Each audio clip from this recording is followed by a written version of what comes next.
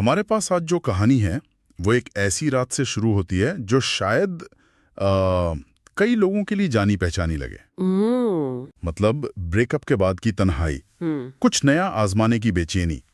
लेकिन ये कहानी एक ऐसी जगह पहुंच जाती है जहां शायद ही कोई जाने की कल्पना कर सकता है। बिल्कुल। हमारे पास एक कहानी का अंश है जो हमें कोल नाम के किरदार के जहन में बहुत गहराई तक ले जाता है। ये कहानी है फ्रस्ट्रेशन की, एक खतरनाक फैसले की, और फिर एक ऐसी स्थिति की जहां जिंदगी के सारे नियम ही बदल जाते हैं। हाँ बिल्कुल। तो आज हम इसी कहानी की परतों को खोलेंगे। हम ये समझने की कोशिश करेंगे कि जब किसी इंसान को मतलब उसकी हदों से भी आगे धकेल दिया जाता है तो डर, गुस्सा और इच्छा जैसी भावनाएं आपस में कैसे टकराती हैं। और सबसे जरूरी सवाल कि ऐसी जबरदस्ती वाली स्थिति में कोई अपनी ताकत, अपना कंट्रोल वापस पाने की कोशिश कैसे करता है। चलिए तो फिर शुरू से शुरू करते हैं। कहानी हमें एक बार में ले जाती है जहां कोल किसी अजनबी का इंतजार कर रहा है। हाल ही में उसका 2 साल का रिश्ता उसके बॉयफ्रेंड एंडी के साथ टूटा है और वो जाहिर है अकेलापन महसूस कर रहा है। यहाँ लेखक ने कॉल की मानसिक हालत को बहुत ही सटीक तरीके से पेश किया है। वो सिर्फ अकेला नहीं है बल्कि एक गहरी फिजिकल फ्रस्ट्रेशन से गुजर रही है। अच्छा। उसे एंडी की याद तो आती है, लेकिन साथ ही एंडी की वो शिकायत भी याद आती है कि कॉल हर वक्त सिर्फ सेक्स के बारे में सोचता है। एंडी ने उसे सेक्स मैनियक तक कह दिया था और ये लेबल उसे परेशान कर रहा है। कहानी बताती है कि ये फ्रस्ट्रेशन इतनी ज्यादा है कि वो दिन में 3 बार हस्तमैथुन करता है, पर उसे सिर्फ आधी अधूरी संतुष्टि मिलती है। हाँ, सोर्स में एक लाइन है जो इस एहसास को बहुत अच्छे से बताती है। कौन सी?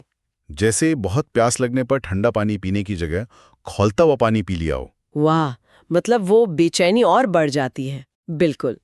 और यही एहसास ही उसे एक बहुत जोखिम भरे रास्ते पर ले जाता है। उसकी हताशा जो है वो उसके कॉमन सेंस पर हावी हो जाती है। वो क्रेगलिस्ट पर जाता है जो उस समय आप कह सकते हैं गुमनाम मुलाकातों के लिए एक तरह का वाइल्ड वेस्ट माना जाता था। हाँ, और वहां वो प्लम्बर के विज्ञापन देखता है। ये साफ है कि ये हुकअप के लिए कोड वर्ड है। और वो खतरों के बारे में जानता है। ऐसा नहीं है कि वो अनजान है। वो जानता है कि ऑनलाइन मिलने वाला कोई सीरियल किलर हो सकता है, चोर हो सकता है। लेकिन उस वक्त उसकी इच्छा इतनी प्रबल है कि वो इन सारे रेड फ्लैग्स को नजरअंदाज कर देता है। यहीं पर उसकी साइकोलॉजी दिलचस्प हो जाती है। इसे कंफर्मेशन बायस भी कह सकते हैं। मतलब वो खतरे के संकेतों को नहीं बल्कि अपनी इच्छा पूरी होने की संभावना को देख रहा था। तो उसे एक मस्कुलर आदमी की तस्वीर पसंद आती है और वो उससे मिलने के लिए तैयार हो जाता है। और बार में इंतजार करते हुए उसका मन उम्मीद और डर के बीच झूल रहा है। और फिर जैसा अक्सर ऐसी कहानी में होता है, डर जीत जाता है, लेकिन उस तरह से नहीं जैसा उसने सोचा था। उसके फोन पर एक टेक्स्ट मैसेज आता है।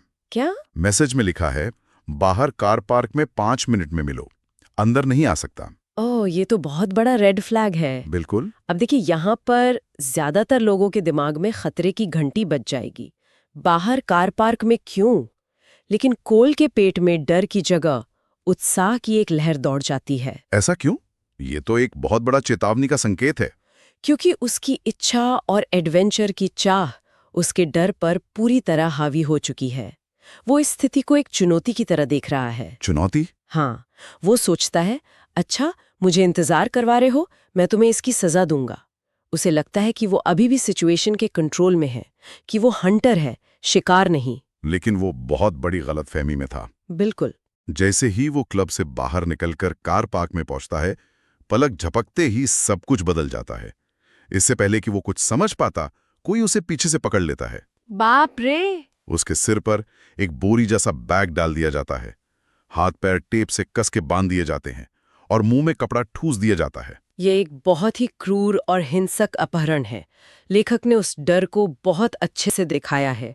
उसे एक कार की डिक्की में फेंक दिया जाता है। और अब जाकर उसे अपनी लापरवाही पर पछतावा होता है।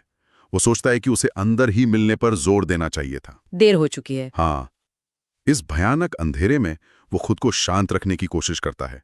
वो अपने अपहरणकर्ताओं को उसे डरे हुए रोते बिलखते हाल में देखने का सुख नहीं देना चाहता। तो वो गिनती गिनना शुरू कर देता है। 1, 2, 3। ये एक क्लासिक कोपिंग मैकेनिज्म है। जब आप एक ऐसी स्थिति में होते हैं जहां आपका कोई कंट्रोल नहीं होता, तो अपने दिमाग को एक तय काम जैसे गिनती गिनना देकर आप पैनिक को दूर रखने की कोशिश करते हैं। ये अपने दिमाग पर थोड़ा सा नियंत्रण वापस पाने का एक तरीका है। बिल्कुल। और वो गिनता रहता है। लगभग 4000 तक गिनती गिनने के बाद गाड़ी रुकती है। उसके अंदर लड़ने की इच्छा अभी भी जिंदा है। वो अपने घुटनों को मोड़ लेता है ताकि जैसे ही डिक्की खुले वो हमला कर सके। हाँ, लेकिन उसे 2 लोग पकड़कर बाहर निकालते हैं और एक जगह ले जाते हैं। उसे तेज संगीत और लोगों की हंसी की आवाजें आती हैं, लेकिन साथ ही कुछ और आवाजें भी, कराहने और सिसकने की। यहाँ कहानी एक और बड़ा मोड़ लेती है। उसे तुरंत समझ आ जाता है कि ये आवाजें सेक्स की हैं। और जब उसकी आंखों से पट्टी हटाई जाती है तो जो नजारा उसके सामने है वो उसकी कल्पना से भी परे है। क्या देखता है वो? उसे किसी सीरियल किलर के तहखाने में नहीं, बल्कि एक विशाल ऑर्गी यानी सेक्स पार्टी में लाया गया है, जहां चारों तरफ नग्न शरीर हैं। ओह, ये तो बहुत ही चौंकाने वाला खुलासा है। अब यहाँ कोल की प्रतिक्रिया बहुत ही जटिल और कंफ्यूजिंग है। उसे गुस्सा आना चाहिए, है ना? बिल्कुल। उसका अपहरण हुआ है, उसे एक सामान की तरह यहाँ फेंका गया है। लेकिन लेखक दिखाता है कि महीनों की जो उसकी फिजिकल फ्रस्ट्रेशन थी, उसकी वजह से उसका शरीर इस माहौल पर उत्तेजना के साथ प्रतिक्रिया कर रहा है। उसे एक ही समय पर गुस्सा भी आ रहा है और इच्छा भी महसूस हो रही है। हाँ, और यही इस कहानी का मनोवैज्ञानिक केंद्र है। क्या एक इंसान एक ही समय में एक पीड़ित और उत्तेजित महसूस कर सकता है? ये दिखाता है कि इंसान का दिमाग और शरीर कैसे अलग-अलग काम कर सकते हैं। मतलब उसका दिमाग कह रहा है यह गलत है, मैं खतरे में हूं, और उसका शरीर जो हफ्तों से भूखा है वो एक अलग ही कहानी कह रहा है। ये एक तरह का एमिगडाला हाईजैक जैसा लगता है, जहां दिमाग का वो हिस्सा जो डर और इच्छा जैसे गहरे इंस्टिंक्ट को कंट्रोल करता है, वो तर्क वाले हिस्से पर हावी हो जाता है। आपने बिल्कुल सही पकड़ा। उसका शरीर उस पार्टी में पहुंच चुका है, पर उसका दिमाग अभी भी उस कार की डिक्च में फंसा हुआ है। ये दोनों भावनाएं एक दूसरे से लड़ रही हैं। और उसे जल्दी पता चलता है कि वो अकेला नया मेहमान नहीं है। अच्छा। उसके जैसे ही 5 और लोगों को पकड़कर लाया गया है जो घुटनों पर बैठे हैं। उनके चेहरों पर भी वैसा ही गुस्सा और हैरानी है, और चारों तरफ मास्क और बॉडी आर्मर पहने हुए हथियारबंद गार्ड्स हैं। मतलब भागने का कोई सवाल ही नहीं उठा। कोई सवाल नहीं। यहां सत्ता का समीकरण बिल्कुल साफ हो जाता है। कमरे के बीच में एक ऊंचे बूथ पर बैठा डीजे माइक पर घोषणा करता है, तुम सब यहां सेक्स करने के लिए हो, और अगर तुम नहीं करोगे तो तुम्हारे साथ किया जाएगा। क्या? और पूरी भीड़ एक साथ नारा लगाती है, फक और बी फक्ड। ये तो बहुत ही भयानक है। 1 मिनट, इसका मतलब उन्हें चुनने की आजादी है किसके साथ सेक्स करना है, लेकिन ये आजादी नहीं है कि करना है या नहीं। ये तो आजादी का एक बहुत ही अजीब और डरावना आइडिया है। सही कहा। ये असल में एक मनोवैज्ञानिक चाल है। इसे चॉइसलेस चॉइस कहते हैं। चॉइसलेस चॉइस, इसका क्या मतलब हुआ? देखिए, ये पीड़ितों को ये महसूस कराने का एक तरीका है कि उनके पास अभी भी कुछ कंट्रोल है, कि वो अपनी किस्मत के मालिक हैं, जबकि असल में वो पूरी तरह एक सिस्टम के गुलाम हैं। ये एक बहुत ही क्रूर भ्रम है। तो इस भयानक, नामुमकिन सी लगने वाली सिचुएशन में, जहां उसे एक नियम बता दिया गया है जो असल में एक धमकी है, कोल क्या करता है? क्या वो टूट जाता है? नहीं, वो टूटता नहीं है। कहानी का सबसे दिलचस्प हिस्सा यहीं से शुरू होता है। अच्छा। उसका गुस्सा और अपमान एक अतृप्त भूख में बदल जाता है। वो एक फैसला करता है, ठीक है, अगर मुझे ये करना ही है तो मैं इसे अपनी शर्तों पर करूंगा। मैं इसे अपने अपहरणकर्ताओं से बदला लेने का एक जरिया बनाऊंगा। मतलब वो अपनी स्थिति को स्वीकार कर रहा है, लेकिन उसे अपने हथियार की तरह इस्तेमाल करने का फैसला करता है। बिल्कुल। उसे एक वस्तु की तरह, एक खिलौने की तरह लाया गया था, लेकिन वो विक्टिम बने रहने से इनकार कर देता है। वो खुद को ड्राइवर सीट पर लाने की कोशिश करता है। हाँ, और हम ये उसके 5वें पार्टनर के साथ उसके व्यवहार में साफ देखते हैं। हाँ, वो सीन बहुत पावरफुल है। वो उस व्यक्ति पर पूरी तरह हावी हो जाता है। वो उसे तड़पाता है, अपनी गति से काम करता है। जब वो आदमी उसे जल्दी करने के लिए कहता है तो कोल उसे डांटता है, चुप रहो वरना तुम्हें ये नहीं मिलेगा। वो सिर्फ एक शारीरिक क्रिया नहीं कर रहा, वो अपनी शक्ति और अपना कंट्रोल दिखा रहा है। और एक पल में वो कहता है, ये मेरी दावत है, तुम्हारी नहीं। वाह। इस प्रक्रिया में वो पीड़ित होने की भावना को गुस्से और प्रभुत्व में बदल देता है। ये एक बहुत ही जटिल और नैतिक रूप से धुंधली प्रतिक्रिया है। वो जानता है कि ये सब बीमार है, लेकिन वो ये भी जानता है कि इस रात का हर हिस्सा बीमार है।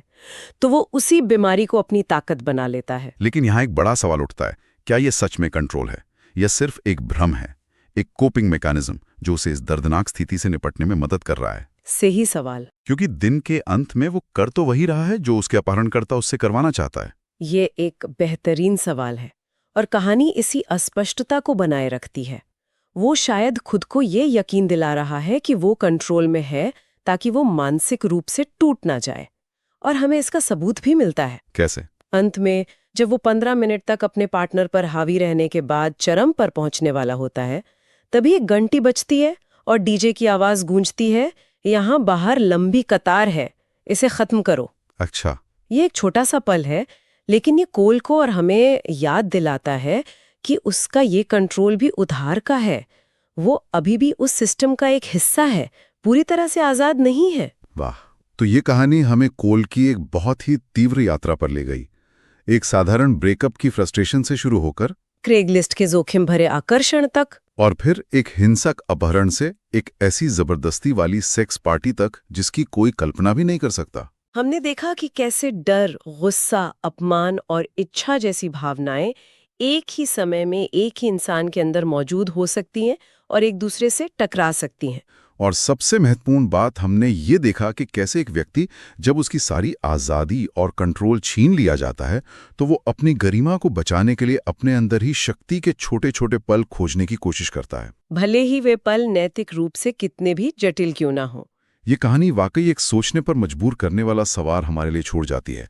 जब किसी को चरम परिस्थितियों में धकेल दिया जाता है तो सहमति यानी कंसेंट और मजबूरी यानी कोअर्जन के बीच की वो बारीक रेखा कितनी धुंधली हो सकती है।